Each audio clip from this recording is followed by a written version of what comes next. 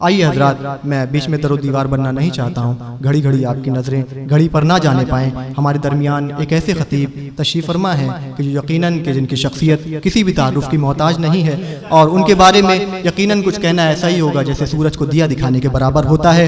میں بڑے ہی ادب و احترام کے ساتھ ملتمس ہوں ان 6 مصروں کے ساتھ کہ ہیں یہی عشق آداب سکھانے والے، شمع کی طرح لہو اپنا جلانے والے، قوم کو جادے ایثار سکھانے والے، نظم سے نثر کی تقدیر بنانے والے، لوگ ہر دل کے دریچوں میں صنم رکھ دیں گے، قوم مر جائے گی جس دن یہ قلم رکھ دیں گے۔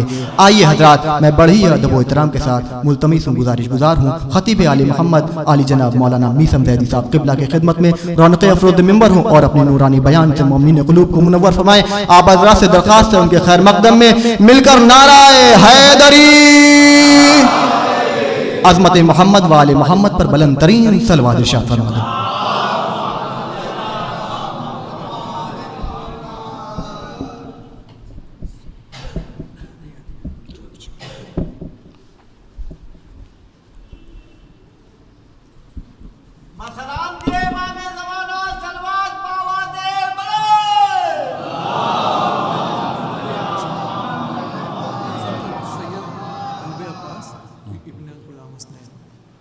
حضرات ایک مرتبہ سورہ حمد اور 3 مرتبہ سورہ اخلاص کی تلاوت فرما کر سید قلب عباس صاحب مرحوم ابن غلام حسن الحمدللہ رب العالمین الرحمن الرحیم اهدنا الصراط المستقیم غیر المغضوب علیہم ولا الضالین کفوا احد بسم اللہ الرحمن الرحیم کفوا اللهم صل علی محمد وعلى محمد صلی علی محمد فاتحہ۔ الحمدللہ اهدنا الصراط المستقیم علیہم غیر المغضوب علیہم ولا الضالین اللهم صل علی محمد۔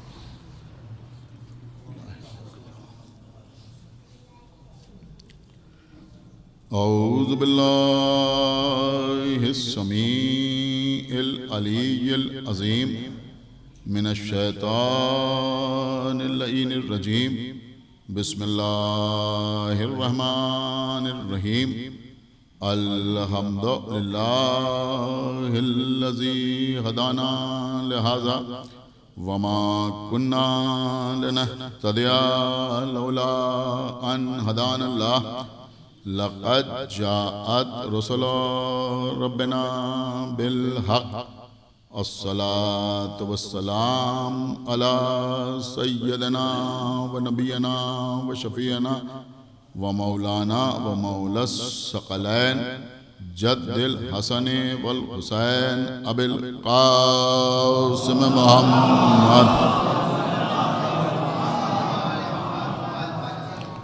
وعلى أهل بيته الطيبين الطاهرين المعصومين المظلومين المنتخبين المنتجبين الذين أذهب الله عنهم الرجس وطهرهم تطهيرا،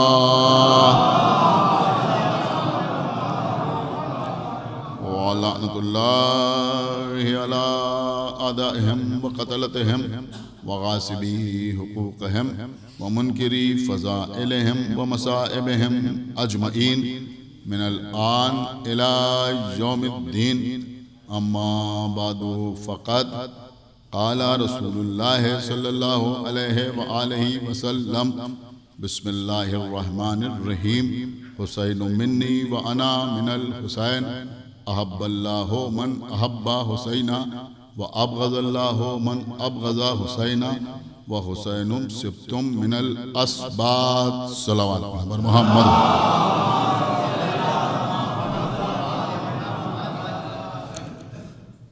حضرات، ابھی آپ نے شعراء کرام سے بہترین کلام سماعت فرمایا، اور اس کے بعد ہمارے بھائی حجت الاسلام مولانا تقسیم کوثر صاحب کے مختصر طور پر لیکن بہت جامع انداز میں نثر میں بھی اور نظم میں بھی آپ حضرات کو خطاب فرمائے۔ ظاہر سی بات ہے کہ بہتر تو یہی تھا کہ مولانا تقسیم کوثر صاحب قبلہ مجلس کو خطاب فرماتے ہیں، لیکن بہرحال مجھے بھی حکم ہے، ارادہ کچھ اور کیا تھا، لیکن کیونکہ مجلس میں کافی تاخیر ہو چکی ہے، لہذا میں نے آپ کے سامنے پیغمبر اسلام کی اس حدیث کو سرنامہ سخن قرار دیا جس کو اکثر علماء اور خطباء اور ذاکرین جب مجلس بہت مختصر پڑھنا ہوتی ہے تو سرنامہ سخن قرار دیتے ہیں، اور میں سمجھتا ہوں کہ مومنین کو پیغمبر کی کوئی دوسری حدیث یاد ہو یا یاد نہ ہو، لیکن کم سے کم یہ حدیث ہر مومن کو، ہر عزادار کو، ہر ماتمدار کو یاد رہتی ہے کہ پیغمبر نے فرمایا کہ حسین منی و انا من الحسین، کہ حسین میرا مجھ سے ہے اور میں حسین سے ہوں۔ پھر فرمایا احب اللہ من احب حسینا و ابغض اللہ من ابغض حسینا، یعنی اللہ اسے دوست رکھتا ہے جو حسین کو دوست رکھتا ہے، اور اللہ اس پر غضبناک ہوتا ہے جو حسین کو غضبناک کرتا ہے، یعنی جو حسین سے عداوت رکھتا ہے، دشمنی رکھتا ہے۔ پھر آخر میں فرمایا وہ حسین سبتم من الاسباد، اور حسین نواسوں میں ایک نواسے کا نام ہے۔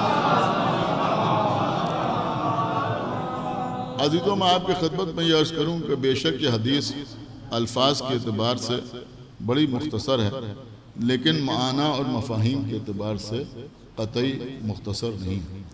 اگر کوشش کی جائے، محنت کی جائے تو میں سمجھتا ہوں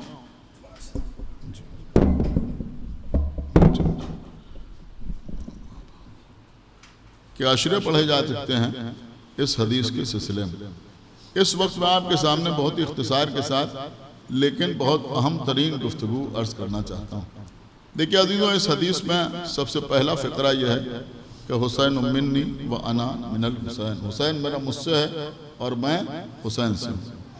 اب ظاہر سی بات ہے کہ جب بھی یہ پڑھا جاتا ہے تو یہ بیان کیا جاتا ہے کہ بھائی پہلی بات تو آسانی سے سمجھ میں آ جاتی ہے کہ حسین رسول خدا سے تھے، اس لیے کہ دنیا میں ہر بیٹا اپنے باپ سے ہوتا ہے، ہر پوتا اپنے دادا سے ہوتا ہے، ہر نواسا اپنے نانا سے ہوتا ہے۔ ظاہر سی بات ہے کہ اگر ہمارے دادا نہ ہوتے تو ہمارے باپ نہ ہوتے، اور ہمارے باپ نہ ہوتے تو ہم نہ ہوتے، اگر ہمارے نانا نہ ہوتے تو ہماری ماں نہ ہوتی، اور ہماری ماں نہ ہوتی تو ہم نہ ہوتے۔ اس لیے ہم اپنے نانا سے ہیں، یا ہم اپنے دادا سے ہیں، یا ہم اپنی ماں سے ہیں، یا ہم اپنے باپ سے ہیں، یہ بات بآسانی سمجھ میں آ جاتی ہے۔ لیکن ساری کائنات میں کوئی بیٹا ایسا نہیں ہے، کوئی نواسا ایسا نہیں ہے، کوئی پوتا ایسا نہیں ہے جس کے لیے اس کے باپ یا اس کے نانا یا اس کے دادا یہ کہیں کہ میں اس سے ہوں۔ خدا کے لیے بھائی تھوڑا سا بیدار ہوئیے جو میں عرض کر رہا ہوں، اس لیے کہ بیٹا باپ سے ہے یہ بات آسانی سے سمجھ میں آ سکتی ہے، لیکن کوئی باپ اپنے بیٹے سے نہیں ہوتا، کوئی دادا اپنے پوتے سے نہیں ہوتا، کوئی نانا اپنے نواسے سے نہیں ہوتا۔ دیکھیں یہ سب آپ کی سنی ہوئی باتیں، میں جلدی اپنے مقصد پہ آ رہا ہوں، اور ظاہر سی بات ہے کہ ہم دیر تک پڑھنا بھی جانتے ہیں اور مختصر الفاظ میں کم وقت میں بھی بات آپ کی خدمت میں عرض کر سکتے ہیں۔ دیکھیں عزیزوں، امام حسین علیہ السلام اکیلے ہیں جن کے لیے پیغمبر فرمانے کہ حسین منی و انا من الحسین، حسین میرا مجھ سے ہے اور میں حسین سے ہوں۔ تو یہ کیوں فرمایا، کس لیے فرمایا؟ اب اس کے بہت سے وجوہ ہیں، بہت سے اسباب ہیں جو عرفاء نے بیان کیے ہیں۔ مثلا ایک سبب یہ بھی بیان کیا گیا ہے، بہت غور سے سنیے گا، جن کے دل میں ولایت ہے، محبت ہے، وہ ضرور بولیں گے۔ ایک سبب یہ بھی بیان کیا گیا کہ جب جناب ابراہیم نے خواب میں دیکھا کہ اپنے بیٹے کی گردن پر چھری چلا رہے ہیں اور اپنے بیٹے اسماعیل کو لے کے آئے اور اپنی آنکھوں پر پٹی باندھی اور بیٹے کی گردن پر چھری رکھی، تو اس وقت اللہ کے سامنے تمام انبیاء، تمام رسل، تمام اولیاء، تمام اوصیاء، تمام مومنین، تمام متقین، تمام صالحین، تمام شہداء، تمام صدیقین کی ارواح موجود تھیں، اور اللہ نے کہا کہ تم میں کون ایسا ہے جو جا کے چھری کے نیچے لیٹ جائے اور میرے عبد خاص اسماعیل کو بچا لے؟ تو سب سے پہلے جو لبیک کہا وہ حسین ابن علی کی روح نے کہا۔ خدا کے لیے بھائی تھوڑا بیدار ہو. یہ امام حسین کی روح نے سب سے پہلے لبیک کہا, اور جب آقا حسین نے لبیک کہا, میں سمجھتا ہوں سمجھداروں کے لیے اشارہ کافی ہے, شاید اسی کی طرف اشارہ ہو رہا ہے فدیناہ بذبح عظیم, کہ جب امام حسین نے کہا کہ میں جاتا ہوں چھری کے نیچے لیٹا جاتا ہوں, تو اللہ نے دمبا بھیج دیا, دمبا ذبح ہو گیا, اسماعیل بچ گئے. تو کیونکہ امام حسین کے لبیک کہنے کے بعد اللہ نے دمبا بھیجا, دمبا ذبح ہوا, اسماعیل بچ گئے. چونکہ اللہ کے رسول نسل جناب اسماعیل میں ہیں, لہذا حسین کے اس احسان کو یاد کرتے ہوئے فرمایا وہ انا من الحسین. ایک صلوات پڑھے بر محمد و آل محمد کہ میں حسین سے. بہت توجہ آپ حضرات کی. اس کے علاوہ اس طرح کے اور بھی اسباب لوگوں نے بیان کیا اور بھی واقعات بیان کیے. میں نے ساری باتوں کو چھوڑا, لیکن ایک جملہ, جیسے میری عادت ہے اگر کسی مرحوم ذاکر کا خطیب کا کوئی نکتہ یاد آتا ہے تو میں پوری دیانتداری سے کے ساتھ نام لے کے عرض کرتا ہوں. تو بہرحال خطیب اکبر مولانا مرزا محمد اطہر صاحب قبلہ, جو ظاہر سی بات ہے کہ خطابت میں جس کو کہنا چاہیے بادشاہت رکھتے تھے, بڑا غضب کا جملہ ارشاد فرماتے تھے. میں دیکھتا ہوں کہ کس طرح سے آپ ان کا جملہ سنتے ہیں. وہ فرماتے تھے کہ حسین منی, یہ انہی کا جملہ ہے, حسین منی وہ انا من الحسین, کہ حسین میرا مجھ سے ہے, میں حسین سے ہوں. وہ فرماتے تھے کہ 3 شعبان سن 4 ہجری سے لے کر 3 شعبان سن 4 ہجری سے لے کر 10 محرم سن 61 ہجری تک حسین رسول سے تھے, لیکن 10 محرم سن 61 ہجری سے لے کر قیامت تک اب رسول حسین سے. ایک صلوات پڑھے بر محمد و آل محمد. اب رسول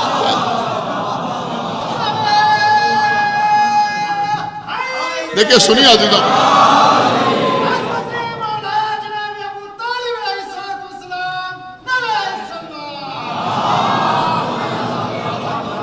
میں نے بہت کچھ ترک کر دیا اور تمہید تو بالکل میں نے پڑھی نہیں. میں بالکل خاص باتیں آپ کی خدمت میں عرض کر کے, اس لیے کہ بہرحال جن مرحوم کے اصالہ ثواب کی مجلس ہے, ایک ظاہر سی بات ہے کہ ان کا ایمان اور ان کی اہل بیت سے محبت تو اسی سے ثابت ہوتی ہے کہ ان کے خانوادے کے اکثر افراد نے اس وقت آپ کے سامنے مدح اہل بیت کرنے کا شرف حاصل کیا. یہ کوئی معمولی مسئلہ نہیں ہے کہ خاندان میں اتنے لوگ اہل بیت کی مدح آپ کے سامنے کریں. پوری توجہ آپ حضرات کی چاہتا ہوں, تو ان کے اصالہ ثواب کے لیے چند باتیں اگر آپ تک پہنچ گئی تو میں سمجھتا ہوں کہ اس سے بہتر کوئی اصالہ ثواب نہ ہو سکے گا. تو بھئی یہ امام حسین علیہ السلام کے لیے کیوں کہا رسول نے کہ میں حسین سے ہوں؟ تو لوگوں نے کہا کہ بھئی بات کیا ہے. دیکھیں عام طور پر لوگ یہی کہتے ہیں, انہوں نے کہا بھئی بات کیا ہے کہ رسول کا نام اور رسول کا اسلام اور رسول کا پیغام جو دنیا میں آج باقی ہے وہ بوجہ حسین ابن علی باقی ہے یا نہیں؟ کہ بوجہ حسین ابن علی باقی ہے. حسین کی وجہ سے آج رسول کا نام, رسول کا پیغام اور رسول کا اسلام دنیا میں باقی ہے. میں کوئی تبصرہ نہیں کروں گا, لیکن ایک بات ضرور عرض کروں گا کہ میں یہ تو نہیں کہہ سکتا کہ سارے مسلمانوں کا اجماع ہے, اس لیے کہ اب تو ذاکر نائک جیسے بھی نہ معلوم کتنے پیدا ہوئے ہیں اور کتنے پیدا ہوتے جا رہے ہیں. سمجھ رہے ہیں آپ, جو یزید کی حمایت میں بھی کھل کے سامنے آ رہے ہیں. لیکن پھر بھی میں اتنا کہہ سکتا ہوں کہ ابھی مسلمانوں کی اکثریت, قبلہ سنیے کو جب میں عرض کر رہا ہوں, مسلمانوں کی اکثریت چاہے وہ کسی بھی فرقے سے تعلق رکھتے ہوں, دیکھیں میں نے بڑی احتیاط سے جملہ کہا, اجماع نہیں کہہ رہا ہوں, لیکن مسلمانوں کی اکثریت کم سے کم اسٹیج پر آ کر یہ کہتی ہے کہ کربلا میں امام حسین نے اسلام بچایا. کم سے کم کہتے ہیں, نہیں کہتے ہیں؟ کہا بھئی یہ تو کہتے ہیں کہ امام حسین نے کربلا میں اسلام بچایا. اب یہاں سے میری تقریر کا آغاز ہو رہا ہے. آپ مجھے بتائیں کہ امام حسین نے کربلا میں اسلام بچایا. کسی کو شک تو نہیں, جتنے لوگ یہاں بیٹھے ہوئے ہیں کسی کو شک تو نہیں, کوئی شیعہ ہو غیر شیعہ ہو کسی کو کوئی شبہ تو نہیں؟ کہا نہیں بھئی امام حسین نے کربلا میں اسلام بچایا. اب میں آپ سے پوچھتا ہوں کہ کربلا میں امام حسین نے اسلام بچایا. اگر کوئی اپنی تقریر میں یہ کہہ کے جانا چاہے کہ کربلا میں امام حسین نے اسلام بچایا, تو آپ کو قسم ہے اس سے یہ ضرور پوچھئے گا کہ یہ حسین نے کس سے اسلام بچایا. خدا کے لیے بھائی تھوڑا بیدار ہو جائیے. سن رہے آپ یا نہیں سننا میں کیا عرض کر رہا ہوں؟ ایک صلوات پڑھا بر محمد و آل محمد. آپ میری بات سمجھے؟ ایک صلوات پڑھے بر محمد و آل محمد. دیکھیں آپ یقین مانا,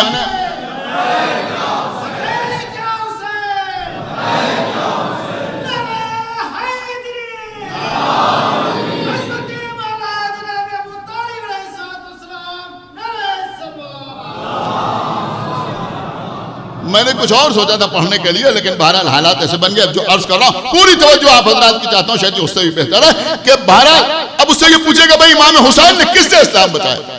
آپ بتائیے، امام حسین نے یہودیوں سے اسلام بچایا؟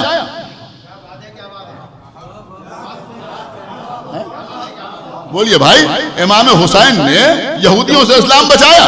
نہیں. امام حسین نے عیسائیوں سے اسلام بچایا؟ نہیں. امام حسین نے آتش پرستوں سے اسلام بچایا؟ بولیے نہیں. امام حسین نے بت پرستوں سے اسلام بچایا؟ نہیں. امام حسین نے اہل حنوز سے اسلام بچایا؟ نہیں. تو پھر امام حسین نے کس سے اسلام بچایا؟ تو لوگ چپکے سے کہہ کے پڑھ جاتے ہیں امام حسین نے یزید سے اسلام بچایا. ظاہر سی بات ہے یہ ایسی حقیقت ہے جس سے کوئی انکار نہیں کر سکتا. لیکن ہم میں اور دوسروں میں فرق صرف اتنا ہی ہے کہ لوگ صرف اتنا بتانا چاہتے ہیں کہ حسین نے یزید سے اسلام بچایا، لیکن ہماری مجلسوں میں یہ بھی بتایا جاتا ہے کہ حسین کون تھے اور یزید کون تھا. اللہ جانے آپ نے غور بھی کیا یا نہیں غور کیا بھائی. ایک صلوات پڑھے محمد و آل محمد، یہ بھی بتایا جاتا ہے. ضروری ہے یا نہیں ہے؟ ارے بھیا یہ بھی تو بتاؤ، سننا قبلہ، یہ بھی تو بتاؤ کہ حسین کون تھے اور یزید کون تھا. تو آئیے پہلے حسب و نسب کی بات کر لیں. حسین کون تھے؟ کہ حسین بیٹے تھے مولا علی کے. دیکھیں کسی کو برا نہ لگے اس لیے میں ننیال کا تذکرہ ہی نہیں کر رہا ہوں، اور توجہ آپ بات کی چاہتا ہوں. میں کیا عرض کر گیا ہے؟ تو حسین بیٹے تھے مولا علی کے. مولا علی بیٹے تھے جناب ابو طالب کے. یزید کون تھا؟ کہ یزید حاکم شام کا بیٹا تھا، معاویہ کا بیٹا تھا. وہ کون تھا؟ کہ وہ ابو سفیان کا بیٹا تھا. کیا سنا آپ نے؟ وہ ابو سفیان کا بیٹا تھا. ہم ہاتھ جوڑ کے آپ سے گزارش کر رہے ہیں، خالی یہ نہ کہیے کہ حسین نے یزید سے اسلام بچایا. اگر ہمت ہے تو کہیے کہ ابو طالب کے پوتے نے ابو سفیان کے پوتے سے اسلام بچایا. صلوات پڑھے محمد و آل محمد. بولیے بھائی، ڈرنے کی کوئی بات نہیں. ایک صلوات اور پڑھے محمد و آل محمد. خالی بات یہیں تک نہیں آئے گی. آپ بتائیے امام حسین نے بیعت یزید سے انکار کیا؟ کہاں امام حسین نے یزید کی بیعت سے انکار کر دیا. یزید کی بیعت سے امام حسین نے انکار کر دیا. کیوں بیعت سے انکار کیا؟ یہ لوگ آپ کو گمراہ کرتے ہیں کہ وہ فاسق و فاجر تھا اس لیے امام حسین نے اس کی بیعت سے انکار کر دیا. میں آپ سے پوچھ رہا ہوں اگر مومن ہوتا تو کیا بیعت کر لیتا؟ اللہ اکبر. بھائی آپ اس نقطے کو سمجھئے تو میں عرض کر رہا ہوں اگر وہ مومن ہوتا تو کیا آقا حسین بیعت کر لیتے؟ پہلا سوال تو یہی ہے کہ مومن ہوتا تو بیعت مانگتے ہی کیوں؟ لیکن بہرحال میں عرض یہ کر رہا ہوں فاسق و فاجر تھا. دیکھیں اس میں ایک گنجائش رکھتے ہیں لوگ، اس لیے ایسی بات کرتے ہیں کہ وہ فاسق و فاجر تھا، امام حسین اس کی بیعت کیسے کر لیتے؟ وہ کھلم کھلا شراب پیتا تھا، وہ سب کے سامنے سمجھ رہے ہیں ریشمی کپڑے پہن کے بیٹھتا تھا، سونے کی انگوٹھیاں پہنتا تھا، سونے کے زیورات پہنتا تھا جو مردوں پر حرام ہے محمد کی شریعت میں. دیکھیں اس سے بڑی بھی کوئی تبلیغ نہیں ہوگی. آپ بڑی بات سمجھ رہے ہیں نا؟ جو محمد کی شریعت میں حرام، یعنی یہ بات ہمیشہ آپ اپنے ذہن میں رکھیں کہ سونے کے زیورات پہننا مردوں کے لیے حرام. یہ جو ہمارے ہاں شادی کے موقع پر نکاح ہو رہا ہے، دیکھیں تبلیغ کے مواقع صرف مجلس میں نہیں آتے، شادیوں میں بھی آتے. بہت توجہ آپ حضرات کی چاہتا ہوں اس لیے کہ ہمارے ہاں عجیب و غریب عالم ہو گیا بعض معاملات میں. تو میں کیا عرض کروں، ایک جملہ کہا تھا آپ کا ذوق سماعت دیکھ کے جی چاہ رہا ہے کہ آپ کی خدمت میں عرض کر دوں. میں نے کہا کہ ابا کا نکاح ہوا تھا تو ان کا مہر بھی تھا 14,000. کیا سنا؟ اور بیٹے کا بھی وہی اور پوتے کا بھی وہی. دیکھیں یہ فالی تھرمامیٹر لگا رہا ہوں، چیک کر رہا ہوں کہ آپ کی سماعت کس منزل پر ہے. ہم نے کہا بھئی یہ 14,000 کیوں؟ میں نے کہا بھئی 14 معصومین کے نام پر 14,000 بڑے بھولے ہیں. جب مہر کا معاملہ آتا ہے تو معصوموں کی تعداد یاد آتی ہے، اور جب جہیز کا معاملہ آتا ہے تو انبیاء کی تعداد یاد آتی ہے. ایک صلوات پڑھے محمد.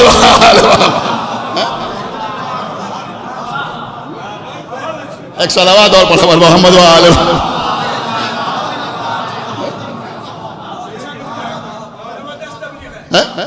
اور اس کے بعد وہ کہتے ہیں صاحب ہم نے اپنی بیوی سے مہر معاف کرا لیا. اللہ اکبر. آپ یہ بتائیے کہ آپ کے گھر پر کسی نے کنجی کھٹکھٹائی, کسی سائل نے سوال کیا تو تہذیب کے دائرے میں آپ کیا کہتے ہیں؟ آپ کہتے معاف کرو بھیا.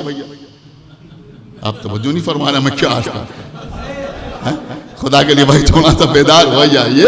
تو اب جس بیوی سے آپ پہلے ہی مہر معاف کرا رہے ہیں وہ زندگی میں آپ کی کیا عزت کرے گی؟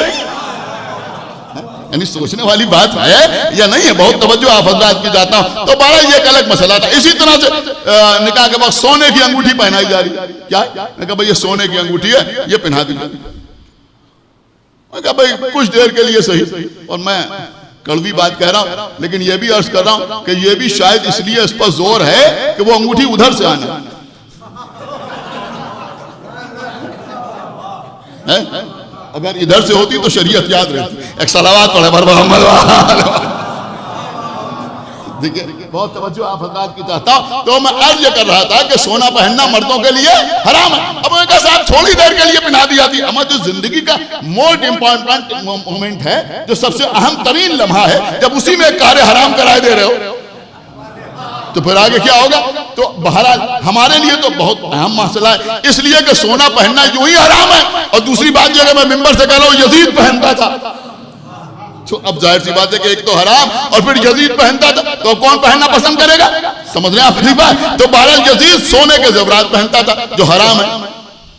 غور کرنا, سب کے سامنے جوا کھیلتا تھا, کتوں بندروں کے ساتھ رہتا تھا. امام حسین نے اس کی بیعت سے انکار کر دیا. دیکھیں کان کھول کے نہ سنیے, دل کھول کے سنیے جو میں عرض کر رہا. امام حسین نے اس کی بیعت سے انکار کر دیا. ہمیں امام حسین کے بیعت سے انکار کرنے پر کوئی حیرت نہیں ہوتی, اس لیے بیعت نہیں ہوتی کہ یہ بات تو کربلا میں طے ہو گئی تھی کہ جہاں لشکر یزید سے آواز آئی تھی کہ یہ ہرگز بیعت نہ کریں گے, اس لیے کہ ان کے سینے میں ان کے باپ کا دل ہے. ہائے ہائے ہائے ہائے. تو سمجھ رہا, تو نہ مولا علی نے کسی کی بیعت کی تھی, نہ حسین کسی کی بیعت کریں گے. اکثر لوگوں کو حیرت اس بات پر ہوتی ہے کہ یہ سب کچھ دیکھنے کے باوجود لوگ یزید کو امیر المومنین کہتے رہے. کہتے رہے یا نہیں کہتے رہے؟ خلیفہ رسول کہتے رہے. حیرت اس بات پہ ہوتی کہ وہ کیسے امیر المومنین کہتے رہے, کیسے خلیفۃ المسلمین کہتے رہے. دیکھیں اگر یہ باتیں مجلسوں میں لوگوں تک نہ پہنچیں گی تو پھر کہاں بتائی جائے گی؟ آپ اپنی بات سمجھ رہے ہیں؟ پھر یہ کہاں پڑھا جائے گا بھائی؟ آپ مجھے بتائیے. لوگ اس کے باوجود یزید کو امیر المومنین اور خلیفۃ المسلمین کہتے رہے. میں ایک چھوٹی سی مثال آپ کی خدمت میں پیش کروں, ابھی بات آپ کی سمجھ میں آ جائے گی. یہ مولانا بیٹھے ہیں, ان سے پوچھئے کہ کیا ممبر پہ آنے کے لیے کوئی لباس کی شرط ہے؟ نہیں ہے نا, کوئی لباس کی شرط نہیں. اگر کوئی جینز اور ٹی شرٹ پہن کے مجلس پڑھے تو حرام نہیں, ناجائز نہیں. کوئی نہیں کہہ سکتا کہ یہ ناجائز ہے یا حرام ہے. لیکن دیکھیں مسئلہ جو ہے میں آپ کی خدمت میں عرض کر رہا ہوں, لیکن اگر کوئی اس لباس پہ ممبر پہ آ کے بیٹھ جائے, شعر پڑھے تو کوئی بات نہیں. لیکن اگر خطبہ پڑھ کے مجلس پڑھنے لگے تو لوگوں کو حیرت ہوگی, ارے بھائی یہ کیسے لباس پہ مجلس پڑھنا ہے؟ میری بات سمجھ رہے ہیں آپ؟ لیکن اگر ہم شیروانی اور ٹوپی پہن کے آئے اور مجلس پڑھیں تو کسی کو کوئی حیرت نہیں ہوتی. یہ امامہ اوبا قبا پہن کے مجلس پڑھیں تو کسی کو حیرت نہیں ہوتی. کیوں نہیں ہوتی؟ اس لیے نہیں ہوتی کہ آپ ہمیشہ سے اس لباس میں لوگوں کو ممبر پر دیکھنے کے عادی ہیں. اللہ جانے آپ کب سمجھیں گے میں کیا عرض کر رہا ہوں. لوگ اس لباس میں لوگوں کو ممبر پر دیکھنے کے عادی ہیں. تو چونکہ آپ نے ہمیشہ ممبر پر اس لباس پر ذاکر کو دیکھا یا اس لباس پر ذاکر کو دیکھا, تو اگر اس لباس پر کوئی آتا ہے ممبر پر تو آپ کو حیرت نہیں ہوتی, اور کسی اور لباس میں آتا ہے تو آپ کو حیرت ہوتی ہے. تو اب لوگ یزید کو شراب پیتے ہوئے دیکھ رہے ہیں, امیر المومنین کہہ رہے ہیں, جوا کھیلتے ہوئے دیکھ رہے ہیں, خلیفۃ المسلمین کہہ رہے ہیں. اللہ جانے آپ کی سماجیں کہا ہے, کیا اس سے یہ نتیجہ نہیں نکلتا کہ یہ لوگ اس سے پہلے بھی اس مزاج کے لوگوں کو اس مسند پر دیکھنے کے عادی تھے؟ صلوات پڑھیں محمد وآل محمد. یہ بات سمجھ میں آتی ہے؟ ایک صلوات اور پڑھ دیں محمد وآل محمد. بس میں نے بات کو تمام کیا. لیکن جب یزید کے باپ اور دادا کا تذکرہ کیا جاتا ہے تو کچھ لوگ سامنے آتے ہیں, وہ کہتے ہیں صاحب یزید کو تو ہم کہہ سکتے ہیں مگر اس کے باپ کو یا دادا کو اس لیے نہیں کہہ سکتے کہ وہ اصحاب رسول میں شامل ہیں. غور کر رہے ہیں آپ؟ دیکھیے عزیزو, ہم میں اور دوسروں میں یہی فرق ہے. وہ کہتے ہیں صاحب یہ صحابہ میں شامل ہیں, لہذا ان کو برا کہنا رسول کی توہین ہے. ہم سمجھتے ہیں کہ انہیں رسول کا صحابی کہنا رسول کی توہین ہے.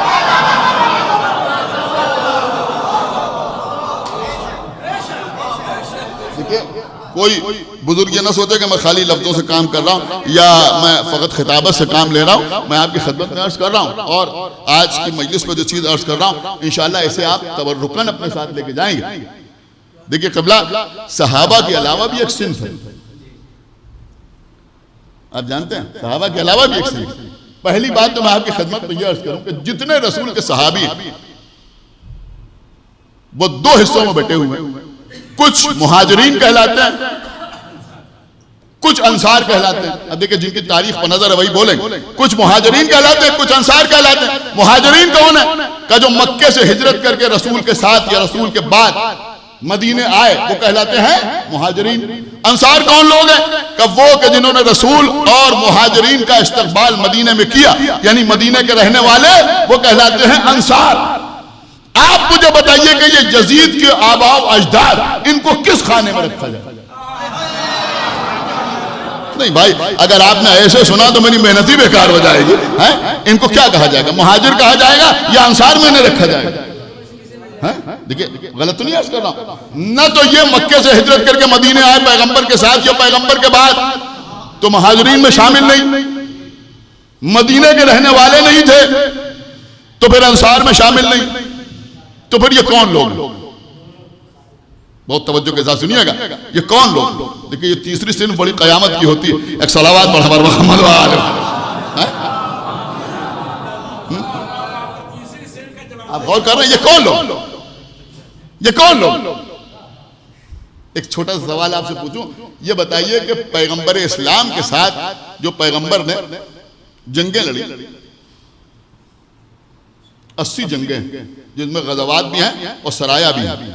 ایک چیز میں بچوں کے لیے عرض کر دوں کہ یہ غزوہ اور سریہ, غزوات اور سرایا, ان کا فرق آپ کو معلوم ہے کیا فرق ہوتا ہے؟ 80 جنگیں ہیں جن میں غزوات بھی ہیں اور سرایا بھی ہیں. غزوہ اسے کہتے ہیں جہاں خود پیغمبر میدان میں گئے, اور سریہ اسے کہتے ہیں کہ جس میں پیغمبر نہ گئے ہوں بلکہ پیغمبر کے حکم سے لشکر گیا. یہ آج کل جو لوگ نہ معلوم کہاں سے حدیث نکال کے لے آئے ہیں اور کچھ لوگ اس کو استعمال کر رہے ہیں اپنے سیاسی فائدے کے لیے, غزوہ ہند. ارے بھیا پیغمبر سے دنیا کے جانے کے بعد غزوے کا تو سوال ہی نہیں. ایک صلوات پڑھے محمد. آپ نے شاید غور ہی نہیں کیا بھائی. ایک صلوات پڑھے محمد وآلہ محمد. جب پیغمبر دنیا چلے گئے تب غزوہ کیسے؟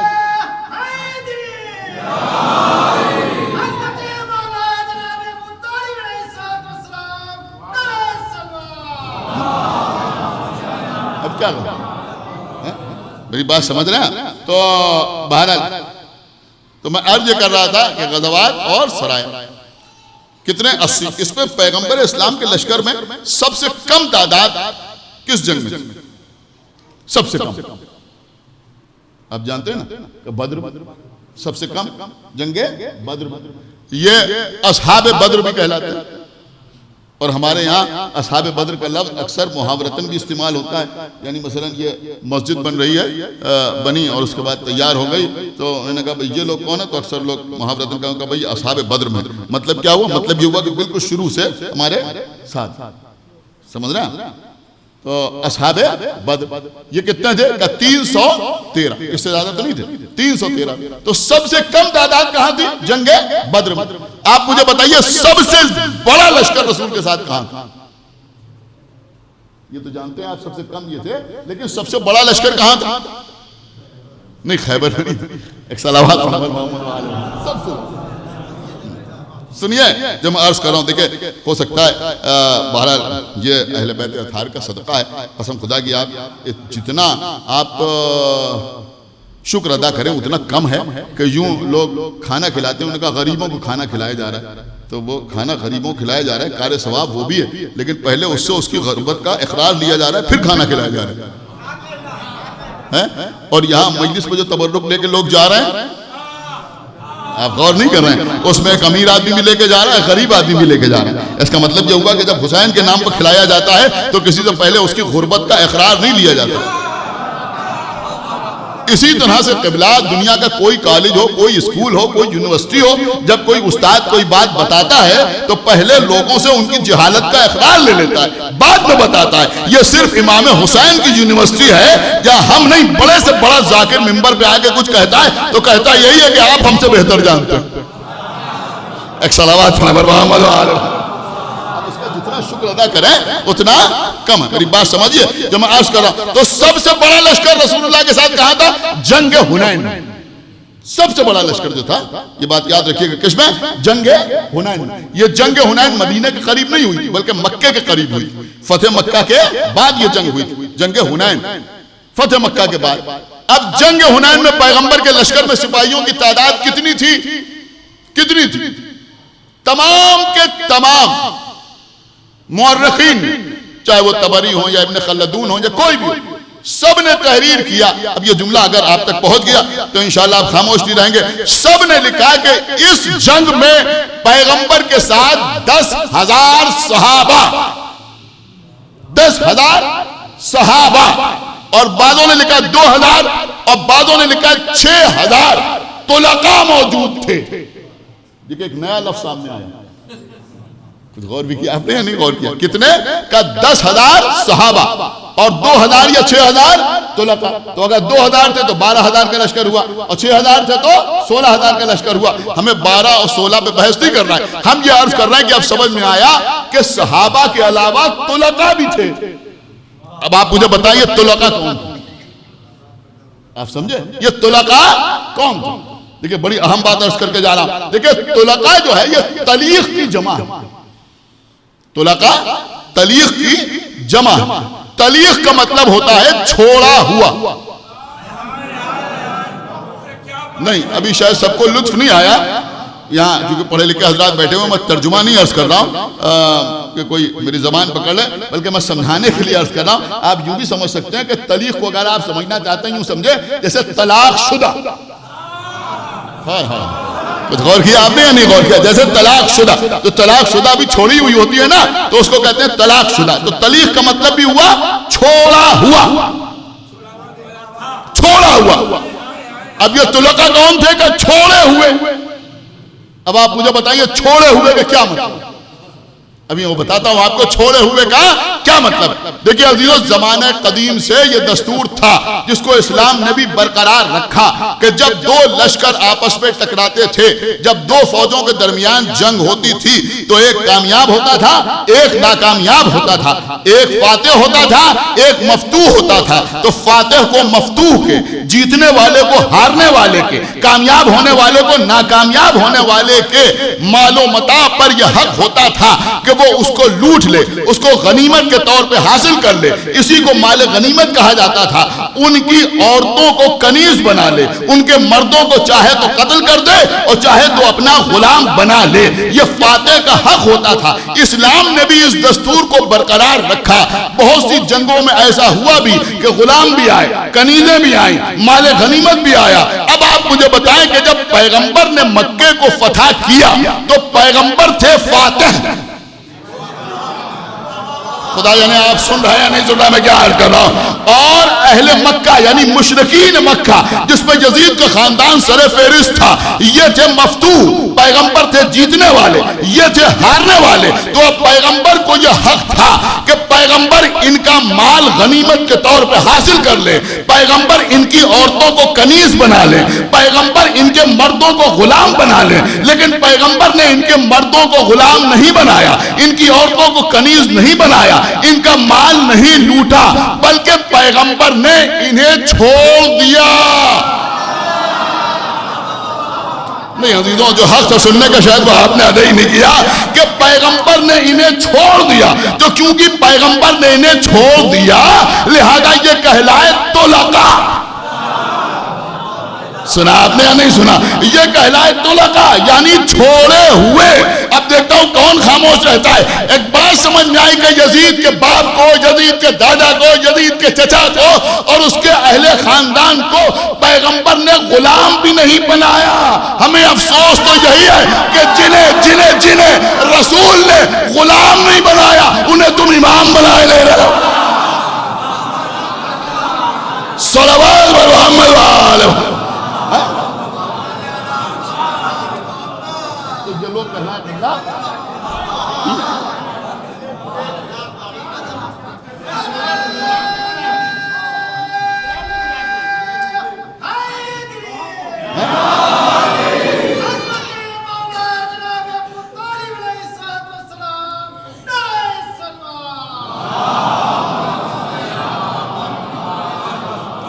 اب یہ طلقاء جنہوں نے بعد میں کلمہ پڑھ لیا جنگ حنین میں پیغمبر کے لشکر میں شامل ہو گئے، اسی لیے ایماندار مورخین نے ان کو صحابہ میں شامل نہیں کیا.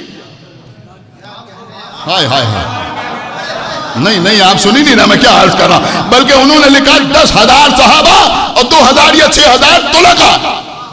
2,000 یا 6,000 طلقاء. اب ہمیں بتاؤ کہ یہ لوگ طلقاء میں شامل تھے یا نہیں تھے؟ بتائیے تھے شامل یا نہیں شامل تھے؟ کہ بے شک یہ لوگ شامل تھے. اسی لیے پڑھیے نہج البلاغہ، جہاں مولا علی کے خطوط ہیں وہاں مولا علی نے حاکم شام کو خط لکھا. اس خط میں جو اسے مخاطب کیا تو آپ کو پتا ہے کیا مخاطب کیا؟ قبلہ سنیے گا جو عرض کر رہا آپ کے مولا کا جملہ ہے. مولا نے لکھا اے طلیق ابن طلیق. ایک صلوات پڑھے بر محمد وآلہ محمد. اے طلیق ابن طلیق. ایک صلوات اور پڑھ دے بر محمد وآلہ محمد. اے طلیق ابن طلیق. کبھی کبھی آپ ذرا غور کیجئے اس بات کے اوپر کہ مولا علی کبھی لکھ رہے ہیں اے منافق ابن کافر، کبھی لکھ رہے ہیں اے طلیق ابن طلیق. دیکھیں عزیزوں، میں لاکھ صابر ہوں، لاکھ برداشت کرنے والا ہوں، لاکھ برداشت کرنے والا ہوں. جیسے آج کل کچھ لوگ کہتے ہیں کہ صاحب ہم سے غلط بات برداشت نہیں ہوتی. ارے بھیا برداشت تو غلط ہی بات کرنا پڑتی ہے.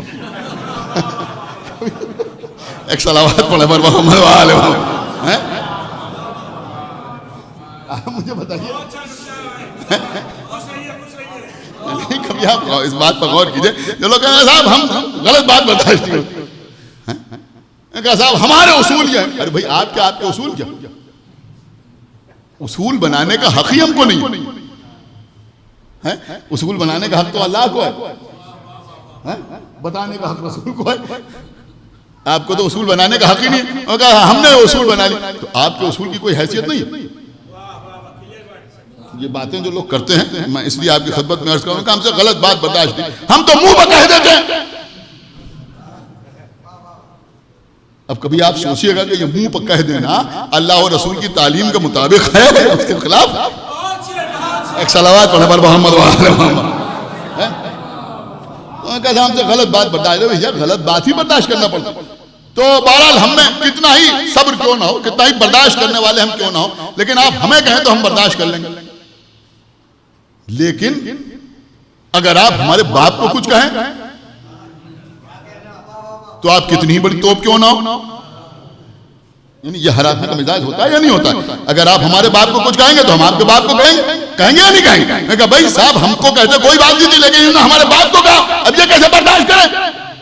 میں کچھ عرض کر رہا ہوں، آپ نے سمجھے گا تو کون سمجھے گا. مولا علی نے حاکم شام کو لکھا ہے طلیق ابن طلیق. تو بھی طلیق، تیرا باپ بھی طلیق. اے منافق ابن کافر. لیکن حاکم شام نے اس جملے کا اس انداز سے کوئی جواب مولا علی کو نہیں دیا. کچھ غور ہی نہیں کیا آپ نے. میں کیا عرض کر رہا ہوں. ارے بھائی وہ بھی تو کہہ سکتا تھا کہ آپ کے باپ نے کلمہ نہیں پڑھا تھا، لیکن حاکم شام نے اس کا کوئی جواب نہیں دیا. اس کا مطلب یہ ہوا کہ یزید کے باپ نے، حاکم شام نے، ابو سفیان کے بیٹے نے بھی اس بات کو قبول کیا کہ میں طلیق ابن طلیق ہوں، میں منافق ابن کافر ہوں، لیکن علی شریف ابن شریف ہے، مومن ابن مومن. اس بات کو ایکسپٹ کیا یا نہیں کیا؟ اب مولا علی کیا لکھ رہا ہے؟ طلیق ابن طلیق. دیکھیے اکثر ہمارے جیسے لوگ جب مجلس پڑھتے ہیں تو لوگ کہتے ہیں صاحب یہ خطابت ہے، یعنی لوگ خطابت کہہ کے ڈائلوٹ کرنے کی کوشش کرتے ہیں. میں بھی خدمت میں عرض کروں، خطابت بھی کوئی آسان کام نہیں، سب کے بس میں نہیں. جیسے آپ یقین مانیں کہ شعر پڑھنا الگ بات ہے، شعر کہنا یہ بھی ہر ایک کے بس میں نہیں ہوتا. آپ میری بات سمجھیے، جو لوگ فن عروض کے ماہر ہوتے ہیں وہ بھی اکثر خود شعر نہیں کہہ پاتے. والی ایک بالکل الگ موضوع ہے. جو لوگ نہ معلوم کتنے شعراء کے کلام پر تقریر وغیرہ لکھتے ہیں وہ خود ایک شعر نہیں کہہ پاتے. نقاد ہوتے ہیں مگر شاعر نہیں ہوتی، اس لیے کہ موزونیت جو ہے یہ گاڈ گفٹڈ ہے. سمجھ رہے ہیں؟ یہ گاڈ گفٹڈ، یہ اللہ کی طرف سے عطا ہوئی. ابھی تک جتنے شعراء نے پڑھا ماشاءاللہ سبحان اللہ ماشاءاللہ، یہ میری نظر میں نہیں ہے لیکن ایک جنرل بات میں کہہ رہا ہوں تمام بچوں کے لیے اور تمام لوگوں کے لیے کہ اگر آپ خود شعر کہنے لگیں یا کسی دوسرے کے بھی شعر پڑھتے ہیں تو کم سے کم کسی استاد شاعر کو ایک بار سنا ضرور لیں. ایک صلوات بڑی اہم بات میں نے آپ کی خدمت میں عرض کی ہے، اس لیے کہ جو خود شاعر نہیں ہوتا یعنی جس کے مزاج میں موزونیت نہیں ہوتی اس کی بیچارے کی سمجھ ہی میں نہیں آتا ہے کہ جہاں میں اور جہان میں کیا فرق ہو گیا.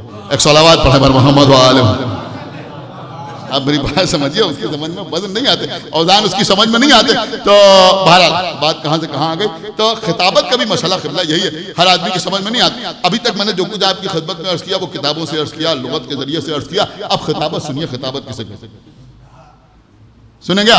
دیکھیں مولا علی نے لکھا ہے طلیق ابن طلیق، بس آخری بات اس کے بعد انشاءاللہ ربط مصائب. کیا لکھا ہے؟ طلیق ابن طلیق، تو بھی طلیق، تیرا باپ بھی طلیق. میں نے ابھی آپ کی خدمت میں عرض کیا کہ طلیق کا مطلب چھوڑا ہوا، طلیق کا مطلب طلاق شدہ. اللہ اکبر، سنیے گا. طلیق کا مطلب سنیے گا جیسا، طلیق کا مطلب طلاق شدہ. یہ مولا علی کیا کہہ رہے؟ تو طلیق ہے اور طلاق شدہ کا بیٹا ہے.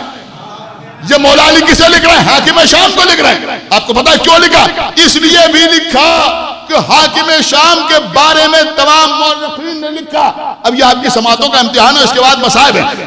تمام مورخین نے لکھا کہ حاکم شام تخت حکومت پر بیٹھ کر فخر کے ساتھ یہ کہتا تھا کہ یہ دنیا سن رہا ہے، یہ دنیا میری ماں ہے اور میں اس کا بیٹا ہوں. اب بھی نہ سمجھے گا تو کب سمجھیں گے؟ وہ کیا کہتا تھا؟ کہتا تھا یہ دنیا میری ماں ہے، نہیں غور کیا آپ نے، اور میں اس کا بیٹا ہوں. اپنے مولا کا جملہ سنیا، طلیق ابن طلیق. یہ کہہ رہا ہے یہ دنیا میری ماں ہے اور میں اس کا بیٹا ہوں، اور میرے مولا کہہ رہے ہیں میں نے دنیا کو 3 مرتبہ طلاق دے دی. صلوات پڑھے بر محمد وآلہ. یہ دنیا کا بیٹا.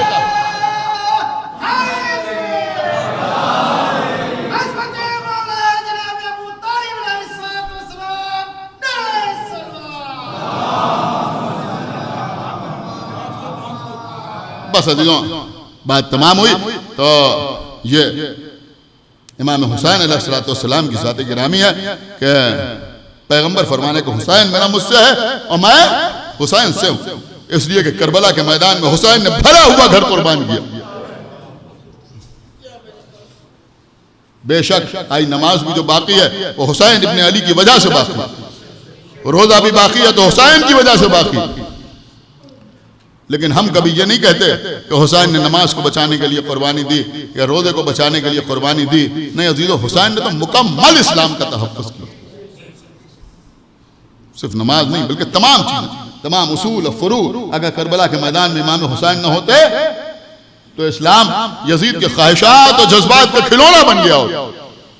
خداوند عالم مرحوم کے درجات کو عالی کرے، ان کے متعلقین کو صبر جمیل عطا فرمائے، زیادہ سے زیادہ ایصال ثواب کی توفیق عنایت فرمائے. ہاں عزیزوں، حسین تو اس شخصیت کو کہتے ہیں کہ جس نے اللہ کو دین کو بچانے کے لیے صرف دیا، دنیا سے لیا تو کچھ بھی نہیں، انتہا یہ ہے کہ کفن بھی نہیں. جزاکم اللہ خیر الجزا. عزیزوں آپ سنتے ہیں اے شہنشاہ زمن تجھ کو کفن تک نہ ملا. مرحوم کا انتقال ہو گیا. ابھی جیسے میں نے سنا کہ ان کے بیٹے بیمار تھے،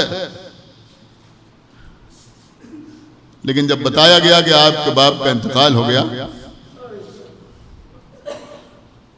تو یہ بھی بتایا گیا کہ جنازہ اٹھا، ہم نے غسل و کفن دیا، فلاں جگہ لے جا کے دفن کیا، لیکن کربلا کے میدان میں ایک بیمار بیٹا، جہاں پھوپھی شانہ ہلا رہی ہیں، بیٹا سید سجاد، دیکھو زمین کو زلزلہ ہے، آسمان سے خون برس رہا ہے، اے بیٹا سید سجاد، دیکھو کوئی کہہ رہا ہے کہ قد قتل حسین بکربلا، حسین کربلا کے میدان میں قتل کر ڈالے گئے۔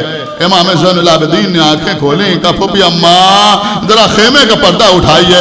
اب جو خیمے کا پردہ اٹھا، خدا کسی بیٹے کو یہ منظر نہ دکھائے۔ جزاک اللہ۔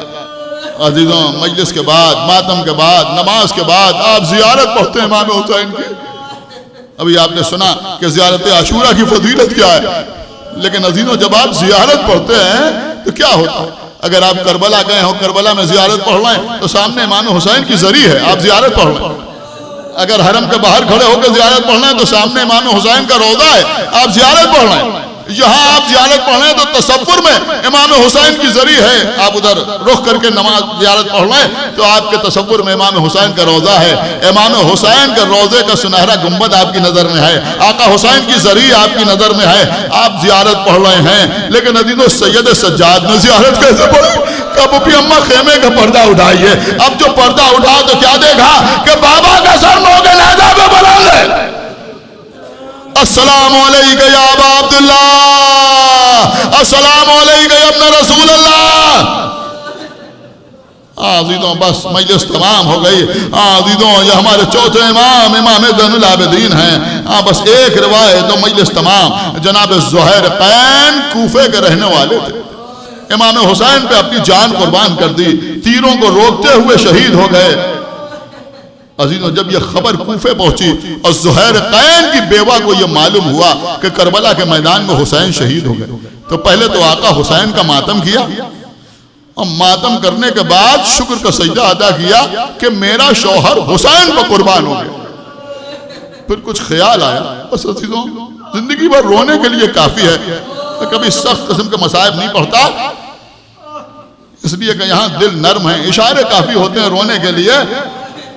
اپنے غلام کو بلایا، کہا فلاں صندوقچہ لے آ، وہ صندوقچہ لے کے آیا، اس میں سے ایک کفن نکالا، کہا سنو میں نے سنا ہے کہ کربلا میں حسین مارے گئے اور میرے شوہر نے بھی حسین پر اپنی جان قربان کر دی۔ اس کے بعد کہتی ہے حسین تو نبی کے نواسے تھے، علی و فاطمہ کے بیٹے تھے، حسین کو تو غسل بھی دیا گیا ہوگا، کفن بھی پہنایا گیا ہوگا، عزت و احترام کے ساتھ نماز جنازہ پڑھی گئی ہوگی، دفن کیا گیا ہوگا، لیکن میرے شوہر کی کیا حیثیت تھی حسین کے سامنے؟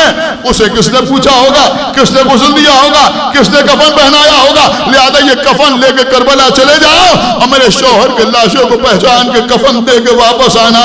غلام نے کفن ساتھ میں لیا، گھوڑے پر سوار ہوا، کربلا آیا، پھر کربلا سے واپس آیا، اپنی مالکہ کے سامنے سر جھکا کے کھڑا ہوا۔ مالکہ نے پوچھا یہ بتا کہ کفن دے آیا؟ اس نے کوئی جواب نہ دیا۔ پھر پوچھا کفن دے آیا؟ اس نے پھر کوئی جواب نہ دیا۔ پھر پوچھا ارے بتاتا کیوں نہیں کفن دیا میرے شوہر کو یا نہیں؟ اس نے آبا کے دامن سے وہ کفن نکالا، اپنی مالکہ کے سامنے رکھ دیا، کہا ارے تو نے غضب کیا، تو بغیر کفن دے کے واپس چلا آیا۔ پھر کہتی ہے تو بڑا اطاعت گزار بندہ رہا ہے، یہ بتا کہ کیا مجبوری حائل ہو گئی تھی، کیا تو کربلا تک پہنچ نہ سکا؟ اس نے کہا نہیں بی بی میں کربلا ہو کے آ رہا ہوں۔ کہا کیا پھر تجھے کربلا میں کسی نے روکا کفن دینے سے؟ کہا بی بی وہاں کوئی تھا ہی نہیں تو روکتا کون؟ کہا کیا تو نے اپنے آقا کے لاشے کو نہ پہچانا؟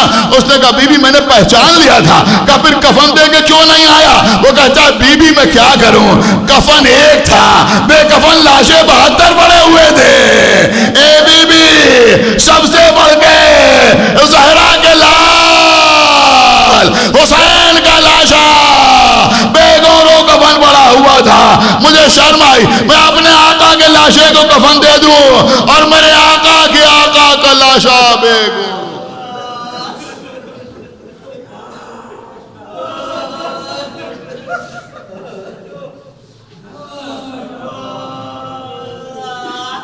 حضرات ایک مرتبہ سورہ حمد اور 3 مرتبہ سورہ اخلاص کی تلاوت فرما کر سید قلب عباس ابن سید غلام حسین صاحب مرحوم الحمد